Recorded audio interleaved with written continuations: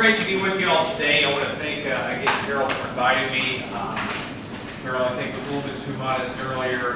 We actually worked together to help build an environmental center back in 2003, I guess, and Carol was instrumental in helping that be successful. I know Carol, she's been for several years. She's been great to work with, fantastic actually. She's taught me a lot about education, the importance of education, and science, and so I've learned a lot from her, and actually hired two of her former employees away from her after she trained them. I said, I know where to go to get great people. So anyway, Carol, it's great to be with you. So I'm going to talk a little about water policy. When you get all this data, what do you do with it? How does the government use this? How does it impact what we do relative to land use and other types of management strategies? And so I've got a picture up here in this first slide. Anybody recognize or know what that is? That's Lake Erie. That's Lake Erie. This is the Cuyahoga River, caught on fire in 1969, and was kind of sort of an incident that really got the United States, certainly the regulatory community, politicians, the environmental community, mobilized to say, hey, we have a problem. We can't have our rivers burning. Okay. That's not a good thing. So that really kind of started the impetus for what ultimately ended up being the Clean Water Act. And so if you look at an urban environment, there's lots of possible sources of these pollutants that come and get into the water that Jim was talking about. We've got several of these here. We've got sanitary sewers that overflow during storm events. They get stormwater into the sanitary systems. They spill over into a creek. We can have stormwater that may be draining parking lots and have oil and grease and other pollutants that can get into the river that way. In eastern Kentucky, as well as a lot of places in Kentucky, we have a lot of street pipes where people literally just tie their toilet up to the creek behind their house. So that's obviously a problem. We have lots of septic systems in a lot of rural areas. A lot of times most of them aren't monitored or managed properly, and they fail, and so you get pathogens into the creek. As Jim mentioned, erosion or sediment is a big source of impacts of biological communities, macroinvertebrates, mussels, and so on. A lot of that can come from erosion, just from flooding events, but in urban areas we see a lot more of that because of increased runoff from impervious surfaces.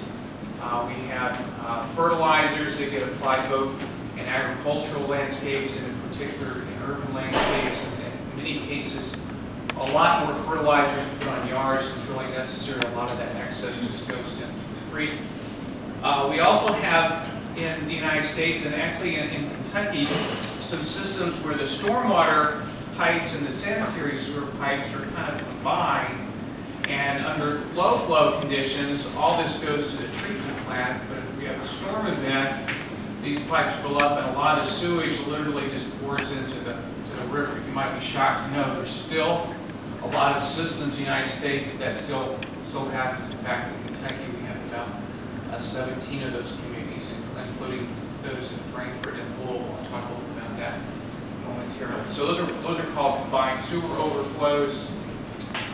We have wastewater treatment plants that during normal conditions. Yes, question? Well, real quick, Linda, one thing I just realized, we haven't, especially for our newer folks, we haven't talked specifically about non-point and point sources. Right. Okay. I need to differentiate what I'm talking about. Good point. No pun intended. Well, we just got to sure. skip over that. Well, when we talk about sources of pollution from a regulatory standpoint, we normally separate those into two categories. We have what are called point sources, as the name implies. Those are sources of pollution that are coming from a point, typically out of a pipe. Okay, out of a pipe coming out of a wastewater treatment plant or an industry or a sewer of some kind, versus non-point sources. Those are sources of pollution. For example, if we put fertilizer in your yard, it just runs off your yard. There's not one specific point, so that's called non-point pollution. So non-point pollution can come from both urban areas as well as agricultural areas. areas. And just to clarify, there's certain things that you were mentioning, things like places coming out of a pipe, you could get that direct point. What if it's coming out of a mine, for instance? Would that be point or non-point? That's a great question. When you look at a mine, you have to have both point and non-point.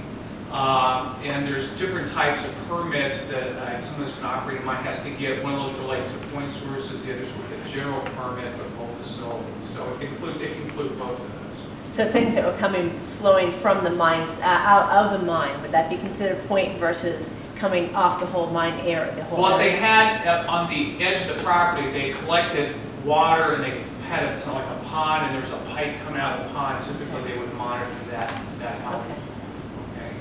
Okay. Similar situation, for example, construction site. Normally, that's treated as non-point pollution, and I'm sure we'll make comments about that later on. But so that's kind of how we broadly separate. I guess I asked a question because I'm actually originally from southwestern Pennsylvania, where we have a lot of mines, and we have a lot of acid mine drainage. Right. Where they can oftentimes identify where that's coming from because of the flow coming right out of the mine. I'm not sure if that would be non-point or point, because these are old mines, old mine sites. Well, real quick, let me, before I forget this, when we talk about acid mine drainage in Kentucky, it's very interesting. You have the western coal fields and the eastern coal fields.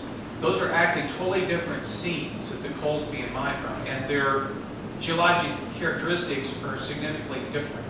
So the coal in eastern Kentucky typically is less acidic than the coal in western Kentucky. So if you're sampling a stream in eastern Kentucky, for example, you may be after you get a couple of miles down from the stream, a lot of that acidity will be basically neutralized by the geology. Whereas in western Kentucky, those coal seams have much more basically acid in them, and you get a lot more extensive acid mine problems in western Kentucky than you would, for example, in eastern Kentucky. Just a little sidebar.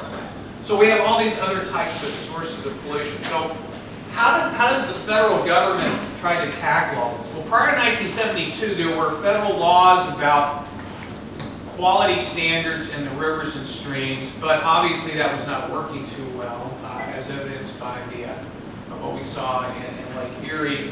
And so as a result of that, the federal government got together and they passed what was called the Clean Water Act in 1972. And for the first time, they kind of came up with sort of two strategies to handle water pollution. One was, again, to kind of set standards. This is what the concentrations of these different constituents, both pollutants and other measures of water quality like DO and pH should be in the stream. But then they also said, okay, if you're a wastewater treatment facility and you're discharging water into the river, then the concentrations of certain pollutants coming out of your pipe cannot exceed a certain level.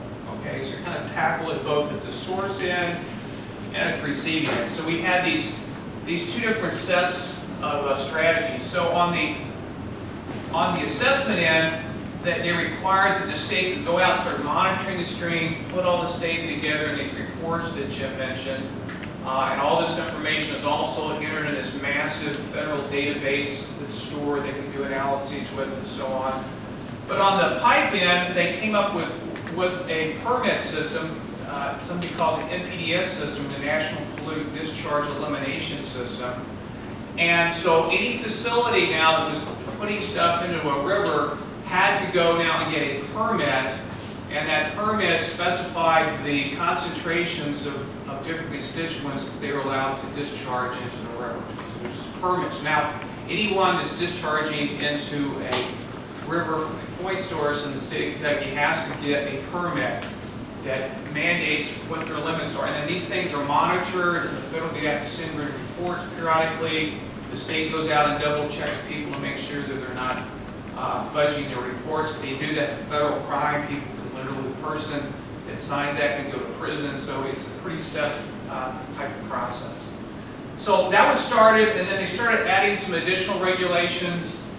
There's something called a TMDL, or Total Maximum Daily Load regulation, was passed in '85, and this was passed because they basically recognized that they were starting to clean up the point sources, but we were still having a lot of pollution. They said, you know, this non-point stuff is also apparently causing a big problem, so we need to come up with some ways to try to address that. So one of the ways they did that was come up with some additional regulations. They also recognized that ag was potentially a problem, so they passed a program called the 319 program. They started providing monies to states to start doing small projects and these best management practices, mainly focusing on non-point source problems and mainly agricultural problems. And then in 1990, they started tracking down, started looking at stormwater runoff in cities. First, they tackled the large cities. That was called the MS4 Phase 1 permit. For example, that included in Kentucky, Lexington, and Louisville. And then later on, a couple more years, they then came up with sort of the Phase 2 permits, where they started basically tackling the smaller cities. So at this point, we have regulations that kind of hit everything, both agriculture to a certain extent, but mainly point sources and then even some stormwater sources. I have a question. Yes. On your slide, it's interesting because it's on the, it says all streams swimmable and fishable by 1983. Oh, great point. That was the language. That was the language in the Clean Water Act. Clearly, that's not We obviously didn't- happened. We did not make it then, and we're still not close to that, right? Right. Okay, so you can see that was a great goal back in '72, and we're still not near that. Okay, so we still have a ways to go. That's the goal. That's the goal. Yeah. All right, so this extremely complicated slide is sort of like looking at the federal tax code, right? So this is sort of a map I tried to lay out of the federal water quality regulation universe. Okay, and so there's kind of two trees here. You've got the red side related to point sources. The green and the blue over here on the right are mainly non-point sources, getting back to kind of that division. So you've got a little kind of flow chart here, if you will. First, what we do is we set these water quality goals and standards, and this is actually done every 3 years. These are kind of revised each year that they can kind of make tweaks to this. Then the state, as Jim mentioned, goes out and that's monitoring. This is reported as 305B report. If a stream does not meet one of its designated uses, for example, it shows up as a red stream, then the state has to put that on this sort of naughty list called the 303D list. Okay, so the 303D list, all these numbers come from sections out of the Clean Water Act. So the 303D list has a list of all the streams that are currently impaired in Kentucky. And then the state, under the Clean Water Act, is mandated to do a study about that stream and figure out what's causing the pollution and come up with what reductions are needed in order to bring that stream in compliance with its designated uses. Okay? So that's the 303D process. If the stream is meeting its designated use, there's another set of regulations that says, okay, then you have to also make sure that you don't take it from a green stream to a red stream, right? So these are called anti-degradation restrictions, and so there's a whole set of other regulations that are kind of there to protect streams. So you have both fixing the polluted streams and then some guidelines for protecting the streams. So if you have to do a TMDL, then you have to basically look at this watershed and figure out, okay, what are the point sources that are contributing to the problem? What are the non-point sources that are contributing to the problem? You have to analyze that, and then how do we fix that? Well, there are provisions in the Clean Water Act that address both of these types of problems. On the point source end, there's a whole series of provisions that are in the Clean Water Act to try to address point source problems. So at the top there's the provision called River Basin Plan. So there's states are supposed to kind of coordinate what's going on in their state based on river basins to try to figure out where all these wastewater treatment plants are going to be placed in the future and so on. All that gets coordinated. That kind of then trickles down into what's called a facility plan. So in Kentucky, these are normally managed by economic area development districts. And then there's a federal program where monies are given to states that they can loan monies to, for example, municipalities if they want to upgrade or build a wastewater treatment facility. Then we have this whole permit process, and that relates to lots of different types of point sources. So we have wastewater treatment plants, they all have to get a permit. If a community has one of these combined sewer overflows, they have to have a certain type of permit. If you have stormwater, you have to get an MS4 permit. And if there are construction activities, there's permits for that. There's also something called CAFOs, which stands for Combined Animal Feeding Operations. So if you have a large company that may be growing chickens, all right, and they have these massive operations, there's permits that relate how they handle all their waste to make sure that you're not getting all this manure going into the creeks and so on. And then under mining, there are kind of two sets of regulations. There are regulations under the Clean Water Act, but there's another whole set of federal regulations under another set of regulations called SMACRA that relates to the surface mine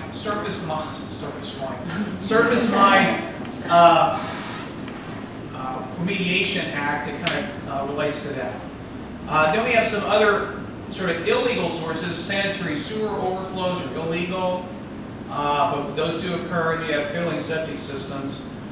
And in Kentucky, septic systems are not really regulated by the Environmental Protection Cabinet. They're regulated by the health departments. So it's kind of a little nuance there. And then in Eastern Kentucky, there's a program that was created back in around 2000 that focused on a lot of those wastewater problems here. We'll mention it briefly a little bit later on. So, on the right-hand side, we start looking at non-point sources, which is more what you all have been looking at. We have both ag sources and urban sources. There's technically not really a permit required by a farmer if he wants to operate his farm. There is something, however, called the Kentucky Ag Water Quality Act that does require farmers that have a farm greater than 10 acres to put together at least a document or a plan that describes how they thought through this, how they're going to try to manage it. There's no one that's going out and collecting data to see if they're in compliance or anything like that. There's people who would like to do that, but the ag community politically is extremely strong nationally, obviously in Kentucky, and so that will probably never happen. So, but that's the closest thing. In fact, Kentucky is probably more progressive in that regard than a lot of states. Randy Goldberg's going to be in the next panel. Okay, good. Then there's this 319 program that was put together to try to provide funding to try to come up with some strategies for non-point source pollution, and mainly looking at the ag universe. And there's several USDA programs that provide money to farmers to do that. And then the Kentucky Division of Water actually has a whole branch in their operations that looks at problems from a watershed perspective. Watershed branch, and they implemented back in 1990 a comprehensive watershed management program on a statewide basis that has a statewide steering committee, that they have river basin teams that are broken down into smaller watersheds where they try to address various types of issues. And then there's a whole process of watershed planning that's implemented through this framework. There's typically several steps for that. And then there's a lot of programs also that are in the Kentucky River Basin in particular that we actually coordinate at UK through the Water Institute. So I just want to give you a general overview of the universe, so to speak, of regulations. We'll talk about a few of these, but that hopefully gives you some appreciation of the complexity of how regulations have been constructed to try to deal with these problems. Yes? I was just sitting here thinking about college and career readiness. And so in K-12, we're trying to help introduce our students to different careers and jobs that are out there. Right. And as you're going down that list, I kept thinking, gosh, there's people in companies and industries that have jobs that probably have to deal with environmental regulations. Absolutely. On the company side, there's jobs on the urban county side that they have to, think about ways that they're going to regulate, ways to having inspectors go out. Thinking about all the jobs as you were ticking through this, I thought, my gosh, there are so many jobs that our students, I'm sure, are not even aware of. And some students are very interested in, gee, I'd like to do something in the environment.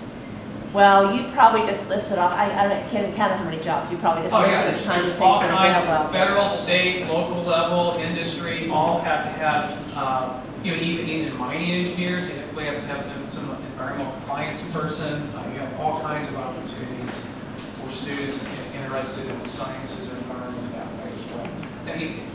Beyond just engineers and things like that, just general environmental science folks. And then also getting into political science issues. You get public regulations, lawyers, and everything else. So it's a complex universe for sure. Okay, and as you mentioned, there's all kinds of opportunities. Well, let me mention, kind of walk through a few of these. How do they regulate these point sources? I mentioned there are different kinds of point sources. We have regulated, so these top 4 all have to have permits. Then there's also sources out there that are illegal, such as straight pipes, filling septic systems, and sanitary sewer overflows.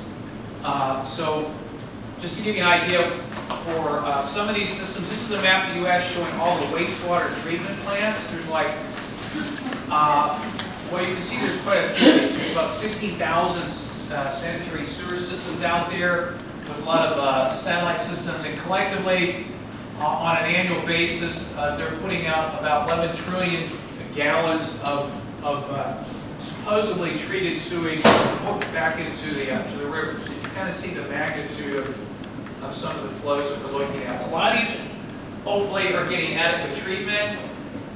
This is an aerial shot of one of our 2 treatment plants in Lexington. This is the Town Branch treatment plant. This was put in back in the early part of the century, and it's constantly been upgraded. Here's a diagram of that. It's a very complicated chemical and biological process that they use to basically remove nutrients, kill the pathogens, take out a lot of the sediments and solids from the plant. And so this, like other facilities, is permitted, and they regulate on a daily basis what they're discharging to make sure they're in compliance. And occasionally you get situations where you may have a big rainfall event, the plant can't accommodate all that because you might not think this, but most sanitary sewers are not perfectly impervious. They have cracks in it, and so if you have a lot of rain, that stormwater likes to get into the sewer lines, and so you can be down at the treatment plant monitoring the inflow, and if a storm event occurs, the flow is going to grow up significantly, sometimes 50% of the total flow. And so they have to be able to manage that. In some cases, you have plants that don't, and so a lot of that gets bypassed and can sometimes discharge into the creek directly. At what point in time is it determined that a wastewater treatment plant such as this is no longer viably servicing its population? And like, was there something built in to deal with the fact that we do get rain events, bigger rain events, and should it be increased? Right. And at what point in time is it decided that happens? They basically monitor that. They start having lots of violations, for example, that basically the government requires that they go in and try to fix that. So they have to go and try to get funding and upgrade that. I'll talk a little bit about that related to SSOs here in a little bit. So these permits are issued every 5 years, and the government will actually post a permit online. Anyone can go when that happens and review it and actually give comments back to the states. Hey, I think this is terrible, you're doing this, or something like this, or why haven't you made this constituent lower? So the environmental community keeps track of all these pretty consistently, and they're always monitoring what's coming out and providing comments. These permits are very large legal documents that describe everything that the facility has to do, including, most importantly, the effluent limits, and as well as some other requirements. And again, there's sort of 2 approaches that you take to try to deal with the water, monitor what's in the body, or go back to the point. And so these permits are set up to try to do the latter. Another issue I mentioned are combined sewer overflows. There's almost 10,000 of these in the United States. From 750 communities, and so like the annual overflow is like 850 billion gallons. This is essentially untreated sewage that's going into the rivers. Okay? It's diluted a little bit with stormwater. And about 15 years ago, EPA did a study to try to estimate how much money would it cost to try to fix the problem. And it was about $50 billion, and that's gone up significantly since then. So you've heard federally talking about we have an infrastructure problem, we have an infrastructure, but it's not just roads and bridges, it's our whole wastewater system as well. So in Kentucky, we have 17 communities that have CSOs, but there's about 250 of these. Most of these are in Louisville. There's a large river basin called the Beargrass Creek that's the older part of the city. This is a map of that. These little green dots are CSO. So these are points where the sewer line is connected, and if the water gets too high, there's a bypass and sewage spills into the creek. Okay, but this is still happening. So they have like 57 of these, and there's typically about an average of 30 overflows a year. The average duration is about 4 hours, and the average overflow event's about 500,000 gallons. Now these are typically were built in old cities. Initially it was a good idea. It's like, okay, we need to get sewage out of the middle of the town so we get cholera and things. So let's put our sewer lines into the storm water, so when a storm event comes, the storm water just flushes all that out in the river. This is before we had, it goes to the river, who knows, who cares, right? It's in the river. Before we had large communities were developed. So this is mainly over in the northeast part of the United States. These old communities have a lot of these. Cincinnati, as an example, here's a map of Cincinnati. They have 119 of these. They have about 14 billion gallons of overflow a year coming into the Ohio River. It's one of the reasons, as Jim mentioned, that the Ohio and Mississippi pathogens, not a good idea to go swimming in those rivers. Okay? So the federal government has a program where if you have a community with CSOs, there's like 9 things you have to do to try to minimize these types of problems. They try to cut down on as many overflows as possible, but there's no plan on the books to completely eliminate CSOs because it's just way too costly to do that. Yes? I had a question. So I was reading someplace, and we went to Chicago, and we were talking about this. Yes. But like Chicago's really flat, and so they had really bad problems with this, and then they actually built a big pit in the ground to hold water. They basically built this massive underground tank several hundred feet below the surface. Mm-hmm. And during the storm events, all this stuff would pour down into this, and then when the storm's over, they would pump the sewage back out to treat it. They spent over $2 billion just building that one facility for the city of Chicago. So yeah, it's a massive, massive project. But the question from there is that a very feasible way to deal with that? Just dig a pit in the ground like an overflow tank, and then we're like, all right, then now we'll process it. Well, they didn't have any place to put the sewage. Mm-hmm. Okay, it was either that or basically redoing all of Chicago. It's literally, you have to tear out all of downtown Chicago and start over again. And so that was just not good.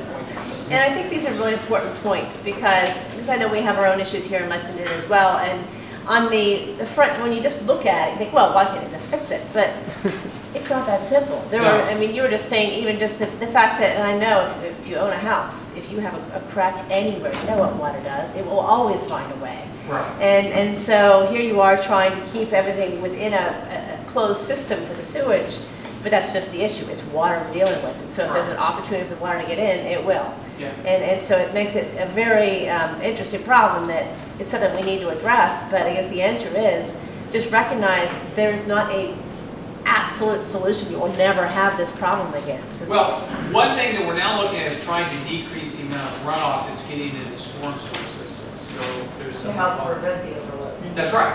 So there's something called low impact development design methods. The intent there is to don't just pave over something with asphalt. Maybe put in what's called pervious pavement, or put in strategies so some of that water can infiltrate and not just go directly into the sewer. So that's one strategy they're looking at, as well as large storage facilities, things of that nature. Now, another problem is not only the water getting into the sewer systems, but also if you have a manhole and the sewer system gets full of all this water, it's going to look for a way to come out. And what it frequently does is comes out of the manholes.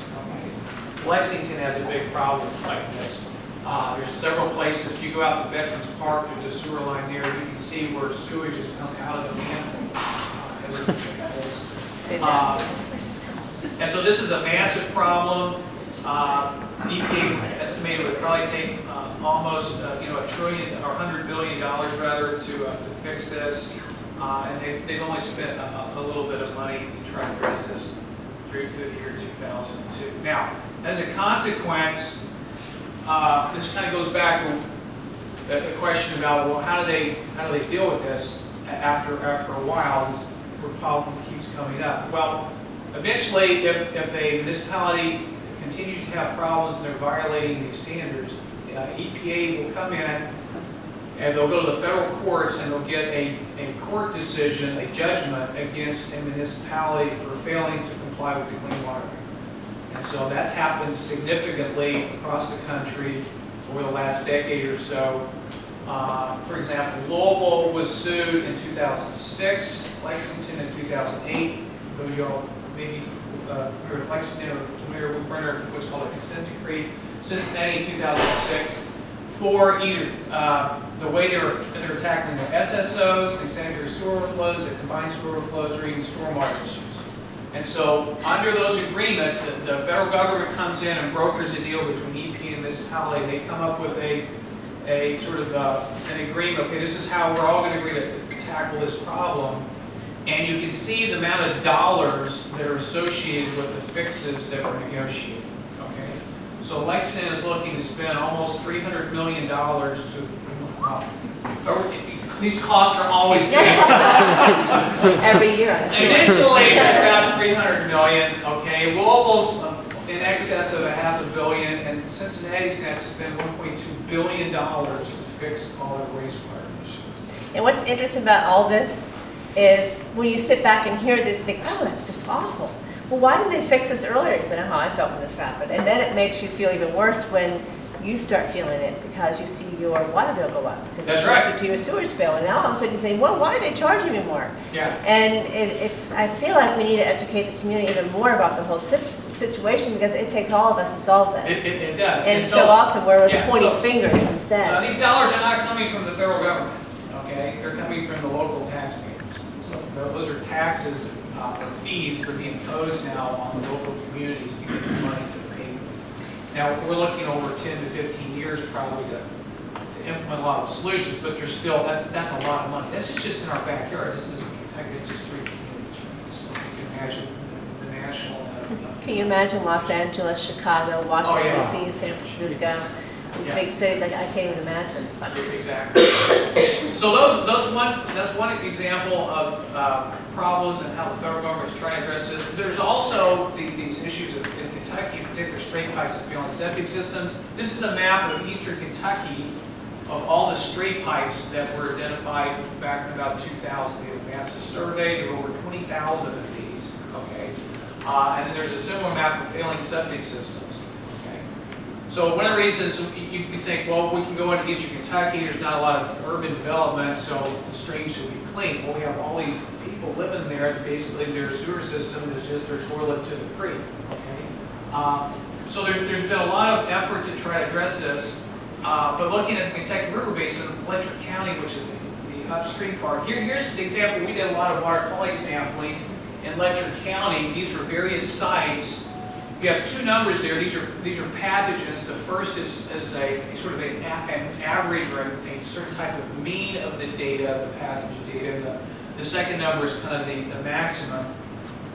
The water quality standard for pathogens, the first number should be less than or equal to 200. The second number should be less than or equal to 400. Oh, wow. All right? So there's not a clean stream in all of Letcher County, okay, relative to pathogens. All right? So would you let your kids or students, play around in those creeks? Okay? This just shows you the magnitude. Where's all this coming from? It's mainly straight pipes, failing septic systems, and things like that.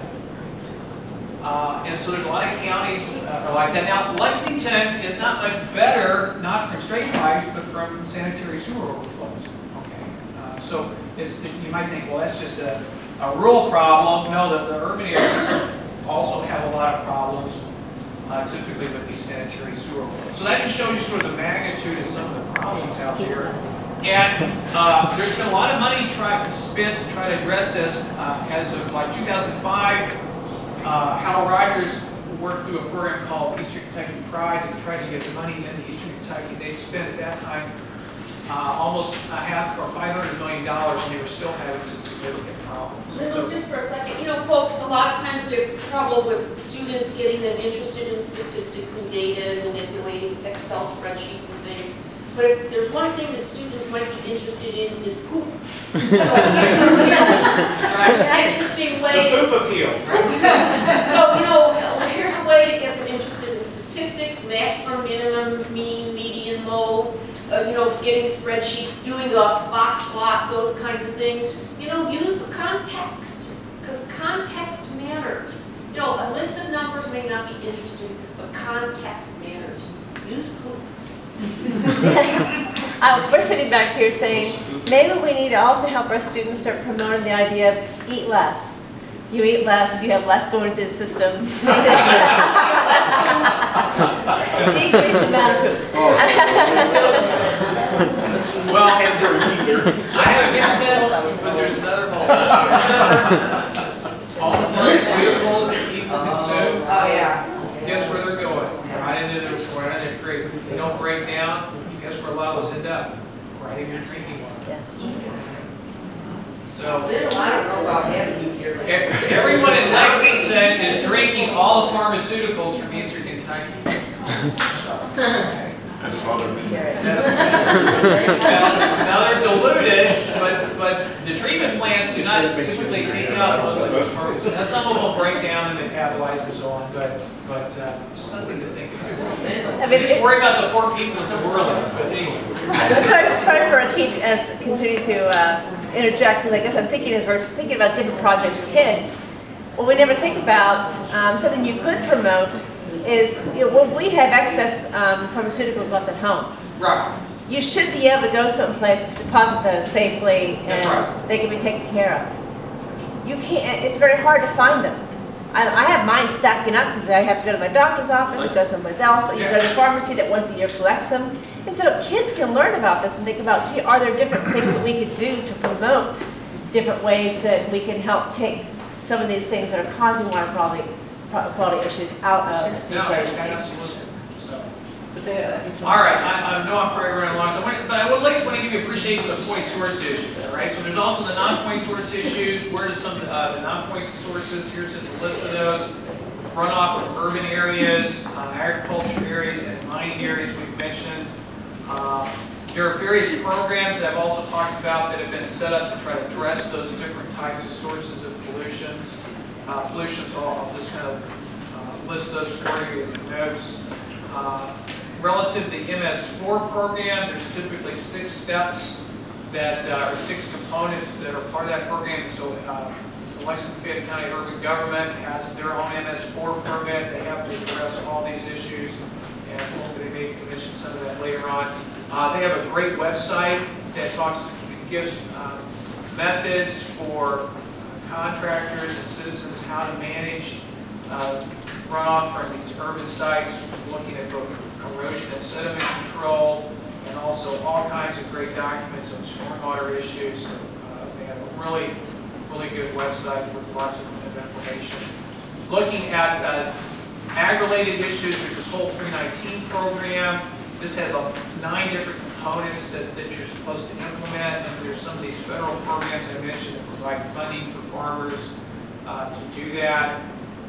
There's at the statewide level, recognizing even after we addressed all these problems using these permits, there's still a lot of problems out there. So the EPA in the 90s said, we need to come up with another way to address this. So they came up with something called the Watershed Management Framework Process, because before everyone was focusing on the problems at a point. EPA basically said, we need to look at this more holistically and consider everything that's happening in the whole watershed as a system, as opposed to just looking at things from a point perspective. And so the state of Kentucky adopted that process as well.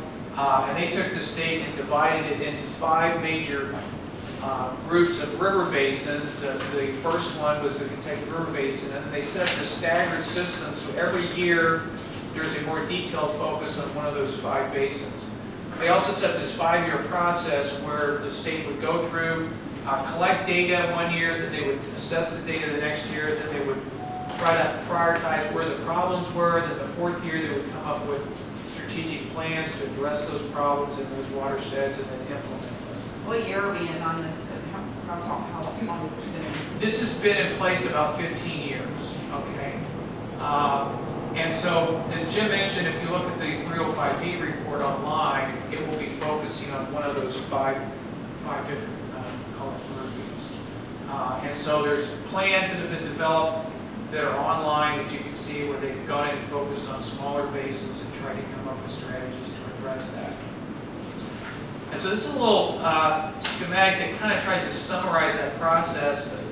Essentially, this was a way to try to partner both sort of a top level and a bottom up level approach, looking at all the agency folks and all the general citizens and activist groups, environmental groups, NGOs and so on, and try to work together to solve problems at the local level. So the framework process really had three goals. One was to increase efficiency of all these different agencies working together, then ultimately set priorities at a small watershed basin level, and then to mobilize local folks to get involved to help solve some of the problems at their local level. Trying to kind of fill in the gap. There's a lot of problems that the agencies don't have the funds or the resources to try to tackle, so how do we mobilize people? A case in point is the monitoring. As Jim mentioned, the state does not have near the resources to monitor every stream, so the Kentucky Watershed Watch program was created about 1998 to try to mobilize citizens to help kind of collect other data, and they would almost sort of serve as sentinels out there to notice, hey, we've been sampling this streams over years, there's definitely a problem. You guys at the state maybe want to go over and look at this and find out what's going on. So this kind of provided a very useful structure to support that. And obviously there's opportunities for schools and others to get involved. And then so as part of that, when a watershed is identified as having a problem, there's a formal process that they try to implement to try to develop a solution to that, a 6-step process that's outlined there. And so I'll just briefly mention just some examples of different management strategies. As Jim mentioned on one of our websites, we've got a lot more detailed information about that. But you can look at water, wastewater, agriculture, urban, our policy strategies for wastewater. We've kind of mentioned a few of these, but fixing failing septic systems, eliminating straight pipes, trying to keep water out of the sewer systems so that you don't have these SSO events or even CSO events. One thing that you may not notice is sometimes people will take the downspouts from their roofs and tie them into their sewer line. Okay, that's illegal, but that was very common practice. Years ago, when I got out of college, the first thing I did was involved in a sanitary sewer survey of Lexington. What we do is we go out and we isolate a section, put a machine that would blow smoke down the sewer so we could see if where these leaks were. And what would frequently happen, you see somebody's house smoke rolling out of the house, and we'd always have to call the fire department any place we would go into, because invariably somebody would call the fire department thinking their house was on fire, but they had an illegal connection. So we always identify those as one of those. And so, for example, Lexington, in order to get federal monies to upgrade your facility, you've got to show that, hey, you know, if you want to get a loan, for example, or one time they gave grants to get more money to try to upgrade your treatment plant, you got to show that you've done everything to eliminate any of these excess loans. I got a question. I've been reading up on some building options, and one of the things that has kind of become popular is gray water capture. And pulling gray water from your home, and instead of adding it to the sewer, but putting it back into your lawn and things like that. Like rain gardens or rain barrels. Yeah, or like anything like from your laundry or your sinks, in your showers, capturing that gray water and utilizing it. Is there any grants out there for people to like retrofit their homes to do this? LFUCG has a little bit in the past have had some money for like getting a rain barrel. There's an organization in Central Kentucky called Bluegrass, well, not Bluegrass Pride now. Green Source that you can sometimes get funding for. It may be not necessarily the gray water, but recycling or reusing your I like in California, I'm from California, and they're, of course, obviously in this giant drought, and one of the things that a lot of people are trying there is to capture the gray water from their sinks, their showers, their laundry, and stuff like that, and utilizing that to water their lawns, because they basically are on, they Well, can't. they're also looking to use recycle wastewater for drinking purposes. So that's another whole discussion. All right, there's some agricultural strategies here you see, and some urban strategies, storing this retention of rainwater and so on. And there's also policy strategies, how we can manage how land use is regulated. There's something called pollution trading that people are looking at today. And then finally, the last two slides I had were kind of more focused on the Kentucky River Basin, some of the programs that we have. The website that Jim showed relative to the Kentucky River Watershed Watch site kind of summarizes all that.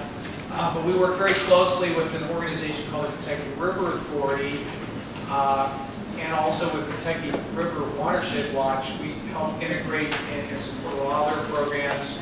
And I will mention my last slide, we actually sponsor a small grant program. So if you live in the Kentucky River Basin, you can apply for a grant, a school, for example, or your class can apply for a grant. And we typically give grants up to $3,000 a year for some type of sampling project or something like that.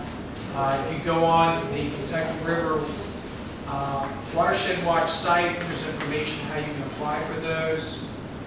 We typically give out about 6 to 7 of those, and we've given out lots of those to schools over the years where they want to have a little environmental project, get some funding for some supplies, and go out and sample a stream or do some type of little remediation project in the community or the stream or something. So it's not statewide, unfortunately, but it is available for any county that's in the Kentucky River. I know I went over, Carol, I'm sorry, but you got me started, you got me started talking about poop, and I just couldn't stop. I want to thank you both of you so much for all this information. I'm hoping that everyone in here in the room is kind of thinking, oh my gosh, where do I even begin? There's so many, it's so